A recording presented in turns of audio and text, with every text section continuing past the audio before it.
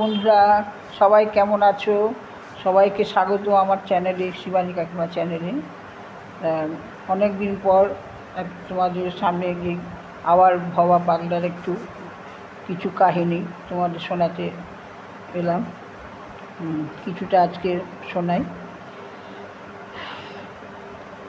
কালনা সদর হাসপাতালেরই ঝাড়ুদার সে ভবা পাগলার কাছে ভোগ দেওয়ার জন্য ইচ্ছা প্রকাশ করেছিল। তো ভবা পাগলা বলেছিল যে হ্যাঁ, তোমার যথাসাধ্য যা খুশি ফলমূল, খিচুড়ি, ভাজা, তরকারি, পায়েস সব করে আমার মাকে করে নিয়ে আসবে। আমার মা মানে ঝাড়ুদারের বউ, ঝাড়ুদারের নাম হচ্ছে ঝড়ু। তো সেই ভবার আদেশ পেয়ে তো তার আনন্দ আর ধরে না, চোখে তার প্রেমের ধারা। হ্যাঁ, সে যে স্বপ্নের অতীত। যাই হোক, পরদিন ঝাড়ু আর তার স্ত্রী ফলমূল, খিচুড়ি, ভাজা, তরকারি, লুচি, তরকারি, পায়েস সব রান্না করে, ভোগ টোগ রান্না করে নিয়ে এসেছে মন্দিরে, নিয়ে এসে হাজির করলো। সাধক ভবা পাগলা তার মন্দিরের দেবীকে সমস্ত ভোগ্য নিবেদন করলো। পূজা অন্তে উপস্থিত সবাই প্রসাদ পেলেন। ঝড়ু ও তার স্ত্রীর যে কী আনন্দ তা ভাষায় প্রকাশ করা যায় না।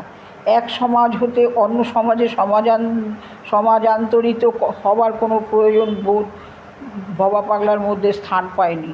যে কোনো সমাজের ভক্তিভাবে গ্রহণের তিনি বিরোধী ছিলেন না।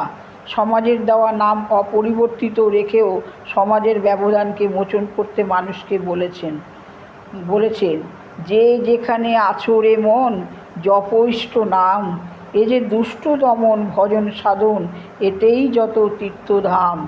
সর্বদেশের সবার ইষ্টের প্রতি ভবা পাগলার সমান শ্রদ্ধা, সর্বনামে একই ঈশ্বরের উপাসনা, এই তার সত্য উপলব্ধির মূল বাণী। এই সত্যের উপরেই ভবা পাগলা সুপ্রতিষ্ঠিত। তিনি তার ইষ্টদেবীর সেবায় সবাইকে সমান অধিকার দিয়েছেন। মা বিশ্বজননী, মায়ের কাছে সবাই সমান, সুতরাং তিনি কোনো বিশেষ শ্রেণীর মা হতে পারেন না। এই উপলব্ধি ভবা পাগলাকে বিশ্বপ্রেমী করেছে। একমাত্র এই উপলব্ধিতেই একাত্মতা জাগ্রত হতে পারে। আজ এই অবধি থাক, পরের কোনো ভিডিওয়ে আবার কিছুটা পড়ে শোনাবো। এখন রাখি। প্লিজ একটু লাইক দিয়ে দেখো। হ্যাঁ, ভালো লাগলে, আর নতুন বন্ধু হলে একটা সাবস্ক্রাইব করে দিও। কথা আটকে যায়, সামনে দাঁত নেই তো বলতে পারি না, পুরো স্পষ্ট কথা, মার্জনা করে নিও।